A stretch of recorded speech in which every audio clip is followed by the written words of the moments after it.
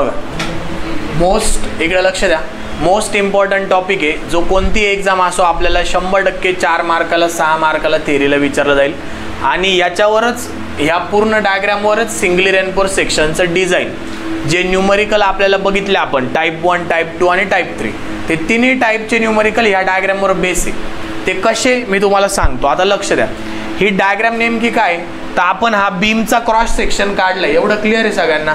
या बीमची विड्थ आहे आणि बीमची ओव्हरऑल डेप्थ असणार आहे.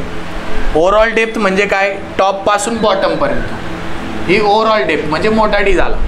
आता स्टील आपण एकदम कट टू कट प्रोव्हाइड करतो का, इथं दिसतंय का तुम्हाला या बीमला कट टू कट स्टील दिसतच नाही म्हणजे काहीतरी कव्हर सोडलेलं आहे आपण, तर ते कव्हर असतंय आणि थोडेसे वरती आपले स्टीलचे बार असतात.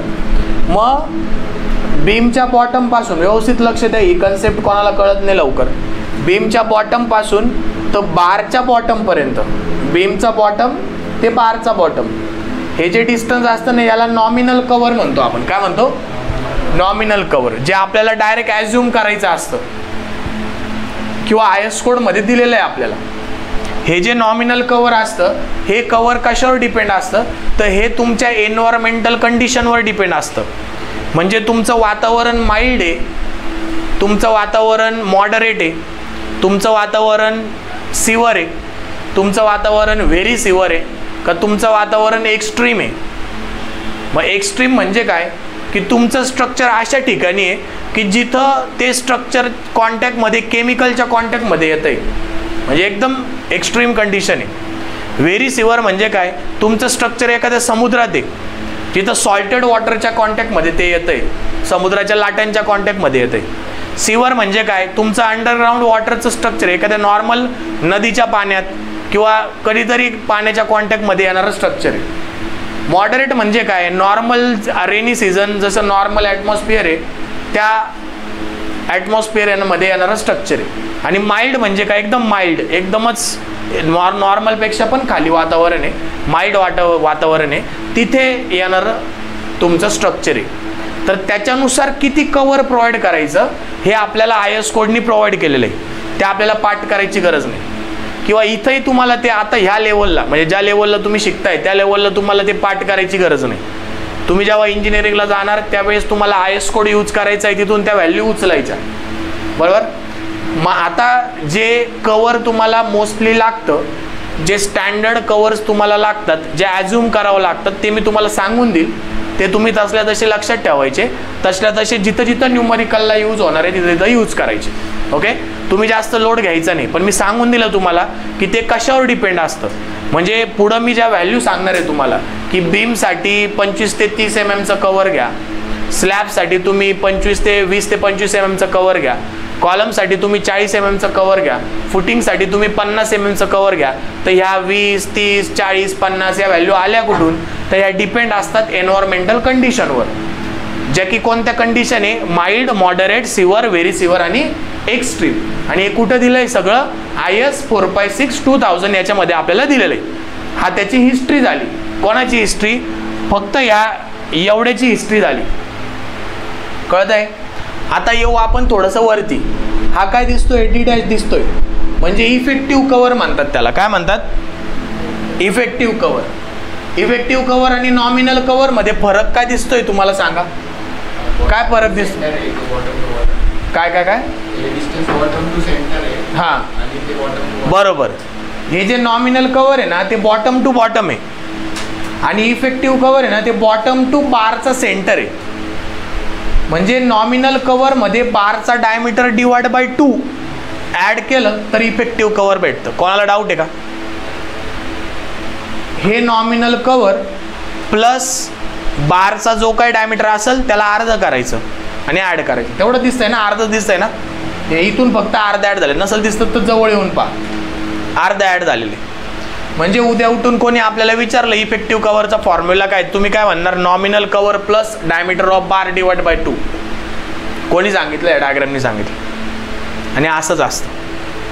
नेक्स्ट, आता हे जे कव्हर आहे बीमचा टॉप आणि बारचा सेंटर, हे जे डिस्टन्स आहे याला आपण इफेक्टिव्ह डेप्थ म्हणतो.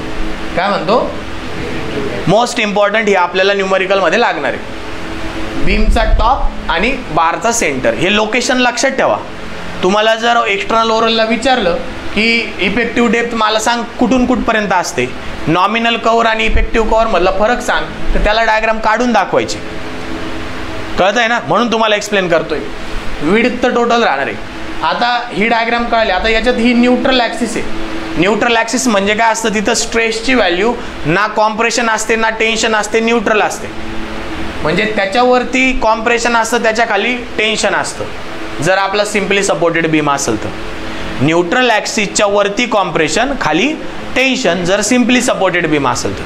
कॅन्टिलिव्हर बीममध्ये याच्या उलट. वरती काय असणार आहे कॅन्टिलिव्हर बीममध्ये, खाली. कळालं. न्यूट्रल ॲक्सिसचा मिनिंग कळाला. किती अशी ॲक्सिस असते ना तिथं टेन्साईल स्ट्रेसेस असतात ना तिथं कॉम्प्रेसिव्ह स्ट्रेस असतात. बघा 0 आलेलं आहे इथं, पॉईंटला एकदम 0 आलेली व्हॅल्यू. कळालं. आता ह्या डायग्रामकडे वळू. ही स्ट्रेन डायग्राम आहे. आता जेव्हा आपण लिमिट स्टेट मेथडचा स्टडी करतो, मी तुम्हाला स्टील स्ट्रक्चरच्या स्टार्टिंगला जे आपले थेरीचे 2-3 लेक्चर झाले होते, ज्यांचे मिस झाले त्यांना डेमोमध्ये ॲड केले, ते बघायचे त्यांनी. ओके. जे झाले होते त्याच्यामध्ये सांगितलं होतं की लिमिट स्टेट मेथड आणि वर्किंग स्ट्रेस मेथडमध्ये फरक काय. तर त्या लिमिट स्टेट मेथडचे ॲझम्पशन आहे, त्या ॲझम्पशन आपल्याला काय सांगतात, म्हणजे लिमिट स्टेट मेथड ज्यांनी कोणी इन्व्हेंट केली आहे त्यांनी काहीतरी ॲझम्पशनला बेस केलेलं आहे की हां मी हे असंच ॲझ्युम करल, ते तसंच ॲझ्युम करल, हे असंच घेईल, तेव्हा माझे डायग्राम, तेव्हा माझं सगळं डिझाईन होईल. तर ते जे ॲझम्पशन आहे त्याच्यामध्ये स्ट्रेन डायग्राम ही लिनियर सांगितलेली आहे, म्हणून आपण ही लिनियर काढलेली आहे. न्यूट्रल ॲक्सिसच्या वरती कॉम्प्रेशन, खाली टेन्शन. मग ह्या डायग्रामची टॉपची व्हॅल्यू जर आपल्याला बघायची असेल तर ती काय आहे, मॅक्झिमम कॉम्प्रेसिव्ह स्ट्रेन. हा जो सिम्बॉल आहे याला इप्सिलॉन म्हणतो आपण. इप्सिलॉन, ई नाही म्हणत त्याला, इप्सिलॉन म्हणतो. जर तुम्ही मॉस आणि मॅकॅनिक्सचा अभ्यास केला असेल तर हा इप्सिलॉनचा सिम्बॉल आहे. आणि सी फॉर कॉम्प्रेशन, म्हणजे स्ट्रेन इन कॉन्क्रीट किंवा कॉम्प्रेशन, कॉम्प्रेसिव्ह स्ट्रेन किंवा स्ट्रेन इन कॉन्क्रीट. तर सर्वात टॉपला आहे म्हणून ही जी व्हॅल्यू आहे 0.0035 ही maximum strain in concrete at topmost fibre. व्यवस्थित सांगतोय, व्यवस्थित ऐका. Maximum strain in concrete at topmost fibre is equal to 0.0035. ही व्हॅल्यू आली कुठून, तर ही आपल्याला IS कोडनी दिली. आणि IS कोडमध्ये आली कुठून, तर त्यांनी याच्यावर टेस्ट केली, टेन्साईल टेस्ट केली, कॉम्प्रेसिव्ह स्ट्रेस टेस्ट केली, CTM-वर आणि UTM-वर. कॉम्प्रेसिव्ह टेस्टिंग मशीन आणि युनिव्हर्सल टेस्टिंग मशीन, त्याच्यावर टेस्ट केली. आणि टेस्ट केल्यानंतर त्यांना हा ग्राफ आला आणि त्या ग्राफमध्ये ही व्हॅल्यू आली. ती त्यांनी IS कोडमध्ये घेतली, IS 456-2000, आणि तिथून आपण उचलली आणि इथं घेतली. मग आपल्याला महत्त्वाचं काय की ती व्हॅल्यू किती आहे, तर 0.0035 मॅक्झिमम स्ट्रेन इन कॉन्क्रीट. आणि कोणी विचारलं की ही आली कुठून, तर त्यांना सांगायचं IS कोडमधून. मग कोणता IS कोड, तर IS 456-2000. मग ते म्हणतील IS कोडवाल्यांनी कुठून घेतली, त्यांना म्हणायचं टेस्ट केली. हा कॉन्क्रीटचा असं सेक्शन घेतला समथिंग डायमीटरचा, त्याला CTM-वर ठेवलं किंवा UTM-वर ठेवलं आणि त्याची टेस्ट केली. टेस्ट केल्यानंतर हे ग्राफ्स आले, ते असले असे आपल्याला पाठ करायचे 4 मार्काला. वरचं कळालं. आता ही जी आहे 0.002 याला प्रूफ स्ट्रेन म्हणतात, प्रूफ स्ट्रेन. आता हे जर तुम्हाला आठवत असेल तर मी मेकॅनिक ऑफ स्ट्रक्चरमध्ये माइल्ड स्टीलचा ग्राफ काढला होता आपण. मेकॅनिक्स ऑफ मॉसमध्ये किंवा सॉममध्ये माइल्ड स्टीलचा ग्राफ काढला होता. असा गेला होता, मग तो असा आला होता, परत असा आला होता, असं येऊन तुटला होता, बरोबर. तर त्या ग्राफमध्ये आपण प्रूफ स्ट्रेस अशी 0.2% घेतली होती, जर तुम्हाला व्हॅल्यू आठवत असेल तर. नाही आठवणार तुम्हाला, पण सांगतो मी. खाली जी स्ट्रेनची व्हॅल्यू आहे तिथं 0.2% स्ट्रेन घेतली होती, तिथून सरळ लाईन मार्क केली होती आणि तो पॉईंट आला होता. त्या पॉईंटला ह्या साईडला व्हर्टिकलवर बघितलं होतं, तर तिथं मला व्हॅल्यू प्रूफ स्ट्रेसची आली होती. तर प्रूफ स्ट्रेन म्हणजे खालच्या साईडला स्ट्रेन होती, वरच्या साईडला स्ट्रेस होती. जर तो तुमचा ग्राफ इमॅजिन होता असेल तुम्हाला, stress strain curve for mild steel mechanic of structure त्याच्यामध्ये दिलेला आहे. तर त्या ग्राफमध्ये तर ही जी खालची स्ट्रेनची व्हॅल्यू आहे त्याला 0.2% घेतलं. 0.2% म्हणजे कॅल्सीवर करा तर किती येतं, 0.2 / 100 करा किती येतं, 0.002 ना, बरोबर ना. मग ती 0.2% स्ट्रेनची व्हॅल्यू आपण तिथून घेतली, कळालं का. मग ती इथं आलेली. आता इथं 0 आहे. आता खाली येऊ, इकडं लक्ष द्या. आता ही जी व्हॅल्यू आहे ही मॅक्झिमम स्ट्रेन इन टेन्शन. कोणती value he? Maximum strain in tension. E for epsilon म्हणजे स्ट्रेन आणि एस फॉर स्टील.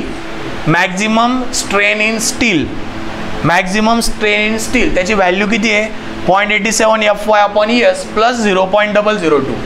अगेन ही कुठून आली? IS 456 2000. आपल्याला असल्या अशी पाठ करायची, कळालं. मग आता स्ट्रेन डायग्राम मध्ये सर्वात टॉपला व्हॅल्यू किती सांगा, बोला. 0.0035. त्याच्या थोडंसं खाली 0.002 आणि एकदम बॉटमला 0.87 FY/ES प्लस 0.002. कळालं. पाठ होऊन जातं, अवघड नाही आहे. माझं पाठ झालं तुमचे होणार. मी काय पाहून नाही किंवा घरून अभ्यास करून नाही आलोय. हे पाठ होऊन जातं 2-4 वेळेस म्हणा, होऊन जातं. आणि करावंच लागतं. 4 मार्क भेटणारे ऑप्शनच नाही. थेरीला 4 मार्क भेटणारे, घोका पाठ करा काही करा पण पाठच करावं लागेल ही डायग्राम. सेम केसमध्ये आपल्याला ते जे न्यूमरिकल विचारणारे ते पण या डायग्रामवर बेस आहे, म्हणून ही पाठ करावं लागेल. म्हणजे ही कोणती डायग्राम आहे? स्ट्रेन डायग्राम आहे. आता येऊ आपण स्ट्रेस डायग्रामकडं. तर जेव्हा तुम्ही IS 456 खोलता त्याच्यामध्ये तुम्हाला एक ग्राफ दिसतो, तो मी तुम्हाला नोट्समध्ये दिला आहे बघा. नोट्स ओपन करा, त्याच्यात एक ग्राफ दिला आहे मी. हा बघा किती पेजवर आहे? पेज नंबर 19 वर बघा एक ग्राफ दिला आहे. तो मी IS कोडमधून छापलाय तिथं, IS कोडमधून. त्या ग्राफला फिरवा, उलट करा, तुम्हाला असं दिसेल बघा. ही डायग्राम फक्त ही वरची लाईन नाही दिसणार, त्याला फिरवायचं आणि मिरर इमेज करायची. तुम्हाला अशी लाईन, ही हा डायग्राम दिसणार आहे सेम, फक्त ही वरची लाईन नाही दिसणार. ओके. मग आता ही 0.0045 व्हॅल्यू आली कुठून? ही व्हॅल्यू आली कुठून? तर ती IS कोड मधून आली. आणि त्यांनी कशी घेतली त्याचं एक्सप्लेनेशन मी तुम्हाला आज सांगणार आहे. त्यांनी कशी घेतली ती व्हॅल्यू. तर कॅल्सी घ्या. आपली characteristic strength of concrete, FCK म्हणतो आपण त्याला. काय म्हणतो? FCK, characteristic strength of concrete, FCK म्हणतो त्याला. मग आता जर आपण कॅरेक्टरिस्टिक स्ट्रेंथ ऑफ कॉन्क्रीटला फॅक्टर ऑफ सेफ्टीने डिवाइड केला, आपण त्याला काय म्हणतो? FCK, characteristic strength of concrete. म्हणजे जे तुम्ही M20 ग्रेडचं कॉन्क्रीट म्हणता, जे तुम्ही M30 ग्रेडचं कॉन्क्रीट म्हणता, तर जे 20 असतं ना ते FCK असतं, 20 न्यूटन पर mm². ते जे 30 असतं ना ते 30 न्यूटन पर mm², ते FCK असतं. 28 दिवसाला क्यूबची टेस्ट केलेली value, average value of cube testing after 28 days, ती तुम्हाला भेटते 20. जर तो M20 ग्रेडचा कॉन्क्रीट असेल तर ती 20 म्हणजे FCK असते. आता कॉन्क्रीटमध्ये आपण फॅक्टर ऑफ सेफ्टी किती घेतो? सांगितलं तुम्हाला पहिल्या लेक्चरला. कॉन्क्रीटमध्ये फॅक्टर ऑफ सेफ्टी आपण 1.5 घेतो. किती घेतो?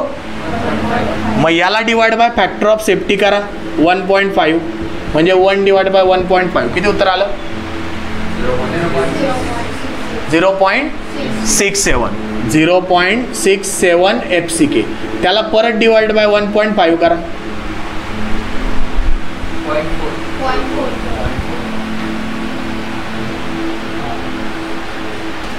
किती? 0.45, 0.446, 0.4. कळलं का? कितीदा फॅक्टर ऑफ सेफ्टी वापरला? ह्या व्हॅल्यूला एकदा आणि परत एकदा, म्हणजे 2दा फॅक्टर ऑफ सेफ्टी वापरलं. कोण? बस किती वाजले? 2 मिनिटं. कळलं का? कितीदा फॅक्टर ऑफ सेफ्टी वापरला आणि काय वापरला फॅक्टर ऑफ सेफ्टी? कॉन्क्रीटचा 1.5. तेव्हा ही व्हॅल्यू आली. म्हणजे IS कोड वाल्यांनी पहिले नॉर्मल स्ट्रेंथ घेतली, मग अजून सेव्ह करायचं म्हणजे परत फॅक्टर ऑफ सेफ्टीने डिवाइड केलं, पण अजून सेव्ह करायचं म्हणजे परत फॅक्टर ऑफ सेफ्टीने डिवाइड केलं, मग तेव्हा या व्हॅल्यू आल्या. म्हणजे 2 टाइम्स सेफर घेऊन आपण हे सगळं डिझाईन बघतोय, जे 2 टाइम्स सेफर घेऊन केलेलं आहे. कळालं का? हा त्याचा अर्थ होतो. मग ही टॉपची व्हॅल्यू. आता हा कॉम्प्रेसिव्ह फोर्स आहे. हा काय? कॉम्प्रेसिव्ह फोर्स, ज्याला CU म्हणतो आपण. याला काय म्हणतो? TU, tensile force. याची काय व्हॅल्यू असते ती पण सांगणार मी तुम्हाला. याची काय व्हॅल्यू असते ती पण सांगणार. आता जस्ट लक्षात घ्या, CU म्हणजे कॉम्प्रेसिव्ह फोर्स, TU म्हणजे tensile force. Distance between compressive force आणि टेन्साईल फोर्सला ZU म्हणतो आपण, लिव्हर आर्म. आणि त्याची व्हॅल्यू कशी आली? D-0.42 XU. तर कॉम्प्रेसिव्ह फोर्स टॉप पासून 0.42 XU ला असतो. आता हे कसं आलं? तर फोर्स नेहमी कुठे ऍक्ट होतो? फोर्स ऍक्ट कुठं होतो? नेहमी CG ला ऍक्ट होतो ना. मग ह्या डायग्रामचा CG काढला असेल त्यांनी. सेंटर ऑफ ग्रॅव्हिटी कसं काढतो आपण? Mechanics of structure, moment of inertia किंवा मॅकॅनिक्स, याच्यामध्ये मोमेंट ऑफ इनर्शिया काढला, त्याच्यामध्ये आपण CG काढला. कसा काढला? अनसिमेट्रिकल फिगरचा CG कसा काढला? तो मोमेंट ऑफ इनर्शिया आहे x6. CG कसा काढला?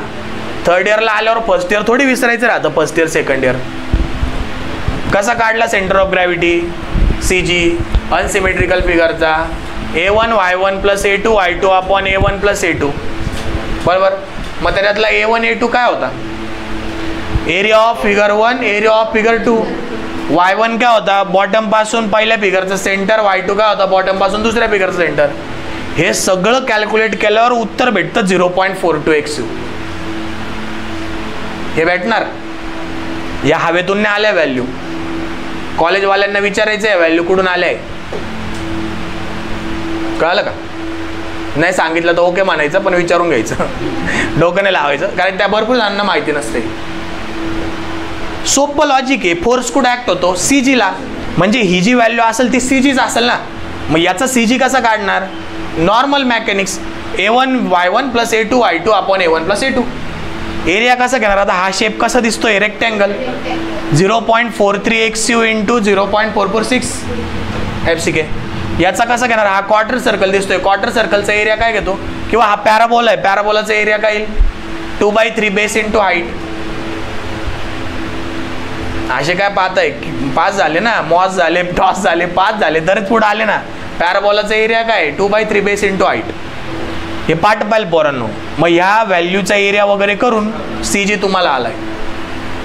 आणि मग टोटल डिस्टन्स जर D असेल तर एवढं डिस्टन्स किती येईल? टोटल D आहे तर एवढं किती येईल? D-0.42 XU. तेच आलं इथं, वेगळं काही नाही. हे इथून एवढा हा व्हॅल्यू 0.43 XU असते आणि इथून 0.57 XU असते. हे आपल्याला आयस कोडनी दिलंय सगळं. त्याच्यानंतर हे एवढं XU आहे. XU म्हणजे काय? डेप्थ ऑफ न्यूट्रल ॲक्सिस आहे. ही जी न्यूट्रल ॲक्सिस त्याची डेप्थ आहे टॉप पासून XU. जर हे XU असेल आणि टोटल D असेल तर एवढं किती येईल? हे XU असेल, टोटल D आहे तर एवढं किती येईल? D-XU. कळालं? मग या त्या व्हॅल्यू आहे, या सगळ्या व्हॅल्यू आहे. आता याच्यामध्ये उद्या आपण काय बघणार आहे? टेन्साईल फोर्स कसा काढायचा, कॉम्प्रेसिव्ह फोर्स कसा काढायचा. आणि तुम्हाला वाटलंच की सर आम्हाला प्रूफ करून दाखवा की 0.42 कशी आली, ते मी तुम्हाला सांगेल. ओके, पेपरला विचारणार नाही, पण तुम्हाला वाटलंच की सांगा सर, तर सांगणार मी.